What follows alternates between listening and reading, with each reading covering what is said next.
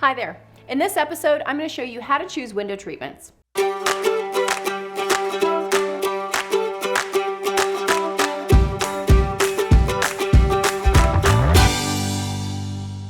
I'm Erinn Valencich.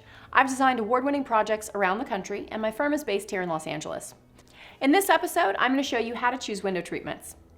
I'm really excited to show you different window treatment options and my tried and true tricks for achieving a great look on any budget. Click the link in the description to download my favorite window treatment styles and vendors so you can follow along and take notes with the episode. This will help you select the right window treatments as well so you don't order the wrong thing.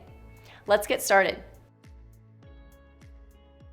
So anytime you're planning drapery in a space, my number one rule is hang it as high as you possibly can. That means right under the crown molding, never above the top of a low window. Anytime I go into a space and I see drapery hung low, like right here over this window, looks terrible because it makes you feel like the space is small and your eye focuses on that rod and that big dramatic moment.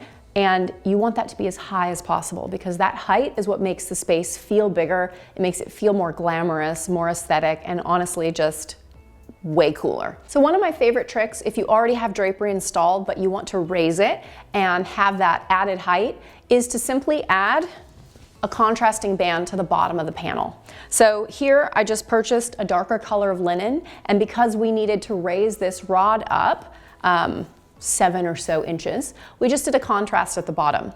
This piece could be as tall as you need it. It looks really nice to also have a 20 or 30 inch band, depending on the height of your panels. And it looks like it was meant to be that way. If I had chosen a white or done it in the same fabric, you would have seen that seam and it would look like a mistake. So you always want to contrast the color of the band just slightly, but it's a really easy way to take advantage of beautiful drapery panels that you might already have, but perhaps they were hung or sewn a little bit too low. In this dining room, originally I had 14-foot blue silk panels and I had them swagged back over here so they kind of hooked like this. They were stationary, meaning they didn't close. They were literally there just for decoration.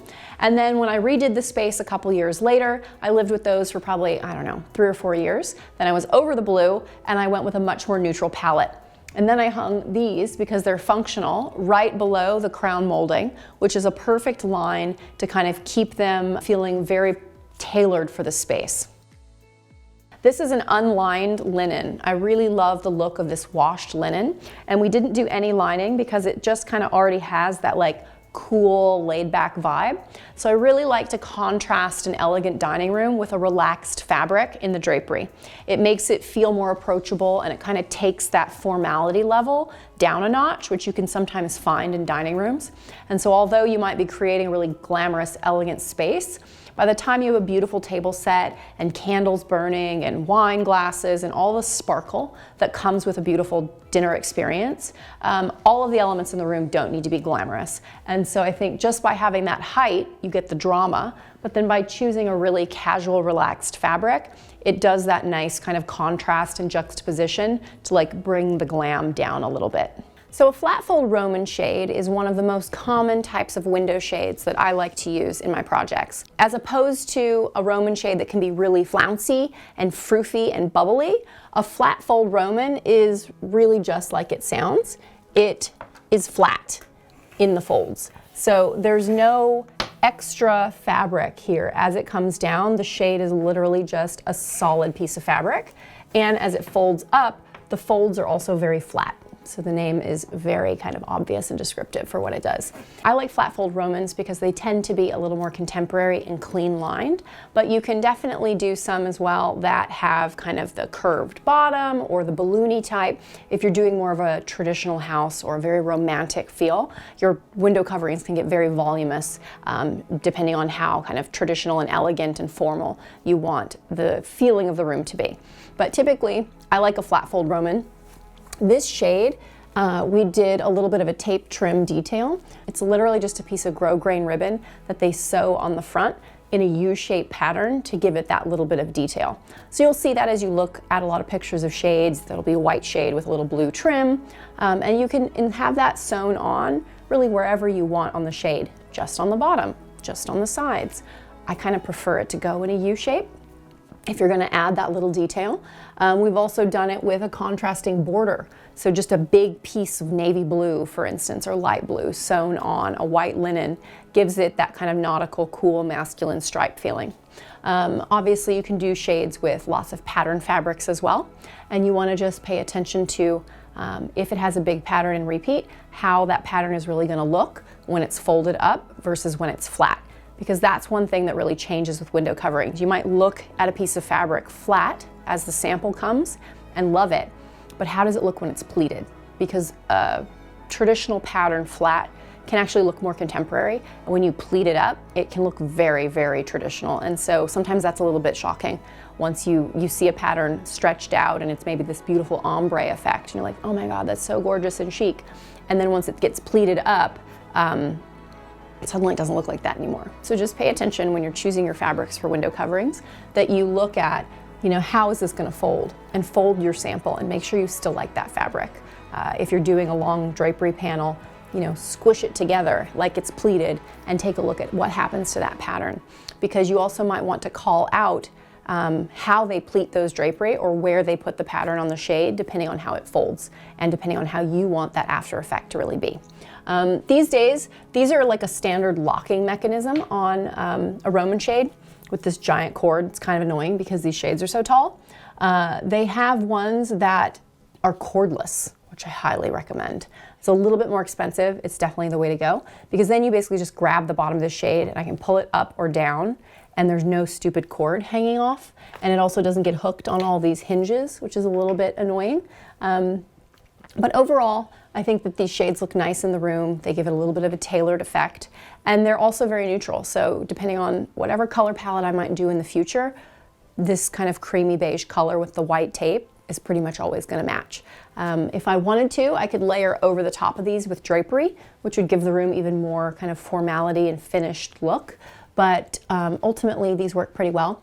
And I always hang them as high as possible. So these are actually hung quite a bit higher than the window because I like things to be tall. The taller they are, the higher your drapery is, the bigger the trees are on the interior. It always feels better. So even if you're looking to just make a few minor tweaks to your room to kind of improve your game, your interior design game, always hang your drapery as high as possible, and the same goes with your shades. So these are hung right before the ceiling starts to curve, which is as high as we could get them before they stopped kind of hanging properly. So definitely always opt for the taller shade. So when it comes to measuring, you really just need the fabric and the shade to hit right at the bottom of the sill.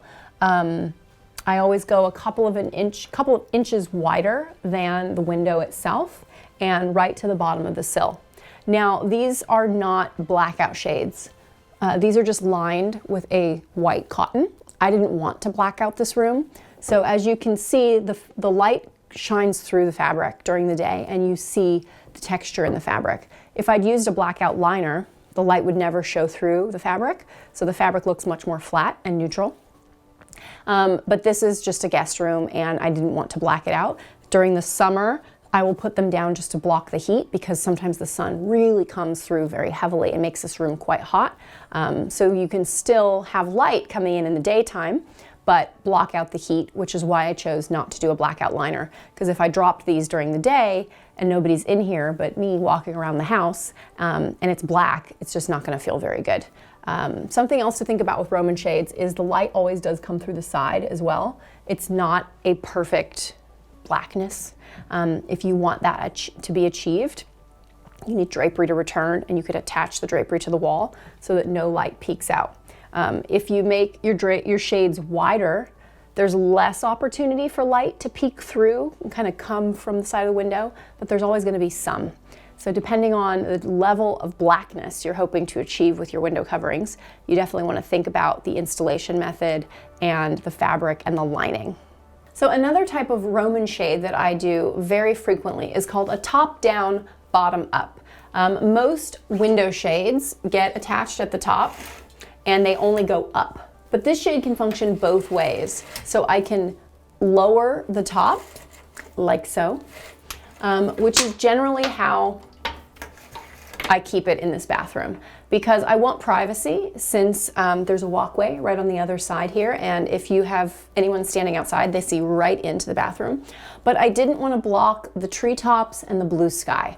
You're always going to hear me talking about the treetops and the blue sky. And anytime you can keep that view and still gain the privacy that you need in the space, winner.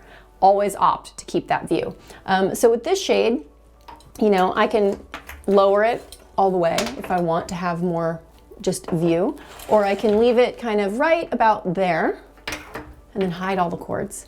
And then you still get that view. So a top-down, bottom-up shade is great when you need privacy down here, but you can keep that view up there. Otherwise, if I had, you know, just a normal functioning Roman shade, I would have the top like so, and then it would only go up this way. And when are you ever gonna have it like that? You're not, because the whole point is to get privacy at the bottom. So it basically would block all the light in this room all the time and not have that pretty little view. So those are some of my favorite tips.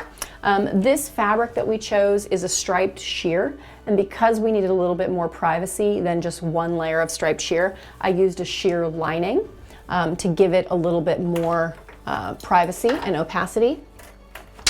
So there's a lot of different options depending on how much privacy or opacity you need based on the fabric you choose, doubling it up, and the type of lining that you use.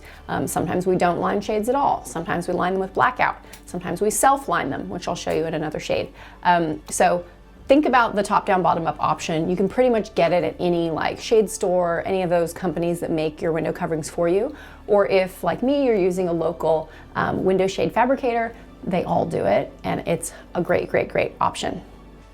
So for this window, in a bedroom, we typically want to layer window coverings. So here we have a beautiful sheer shade, unlined, so you get the nice light. It's really kind of more for decoration and a little bit of privacy. And then we have blackout lined linen drapery. So these are pinch pleat drapery, which is my favorite pleat. So the blackout lining is actually inside, in between this white cotton backing and the linen fabric. It really is like a very thick, opaque piece of plastic, basically. And then she's lined it in white. This linen has a really nice kind of heavy, slubby texture, and I like the contrast of that with this very sheer, delicate fabric, but the palette is very similar. This is an inside mount window shade. Most of the others that I've shown you in this course have been outside mount shades. So this one mounts inside the frame of the window. So you see the wood frame of the window, and then this just goes right in there, kind of like wall to wall, if you will. Most of the shades I typically do are outside mount. That's also a function of the type of window. If you've got a window that doesn't have kind of a flat ceiling surface for the shade to mount on, then you need to mount it outside on the wall. So here it's mounted inside. This is the French pole style that I really like, especially in a bedroom, because it allows the drapery panels to return all the way to the wall. So you can really kind of block out the light on the side, which is nice. And then if you want to sleep in and have it be a little bit darker, you can pull the drapery, and it does help block out a lot of the light. You still do get a lot of light coming out of the top. So if you were looking for a true ultimate blackness, this is not the solution. You'll need something like a window valance or something on your drapery to kind of really seal that all the way in. But for most cases, this is a nice flexibility for window coverings. When it comes to window coverings in the bathroom, I'm a big fan of a sheer shade. It provides the privacy you need at night, which is generally not a lot of privacy, because just a really lightly opaque fabric will obscure the view plenty so that you have enough privacy. But if it ever gets dropped during the day, you still get a lot of nice light into the bathroom. Something that's really great about this setup is you have 2 windows on each side of the mirror. So all day long, you have beautiful light coming in equally on both sides of your face. So I didn't want to obscure that. And I also wanted to make sure that they kind of just were light and airy and almost disappeared. So this fabric is like a really sheer, kind of crinkly, gauzy fabric. I'm very much into this like relaxed, elegant look for window coverings, where it looks almost washed and shrunk a little bit, which means it never wrinkles and it always looks the same because it's already starting out kind of in this funky texture. This is another flat fold Roman, but because it's this sheer gauzy fabric, it kind of gets a little bit of a drape, which I actually think is really sweet. We double We doubled up the fabric to make this, so it's self-lined is basically what you call it, where I've taken the same face fabric and used that as the lining on the back, because with just one thickness of the fabric, it was too sheer and it looked a little bit flimsy. So we had them self-line it, and I think it turned out really nicely. This one's on a chain. So when you drop it, it looks like so. But I like to keep them up about like that. Again, you can do them without the chain. I kind of like the silver chain in here since we've got all the silver in the bathroom. It actually adds a little bit of like a sparkle kind of thing. Either way, sheer Roman shades are a great way to go in the bathroom. Thanks for watching the video. Don't forget to like it below and subscribe to my channel. Also, click the bell so you know when I post a new episode. Feel free to leave any questions or comments. If you're remodeling your kitchen, your bathroom, or your interiors, you're going to want to check out my courses on erinnvdesign.com. Follow me at erinnvstyle on Instagram.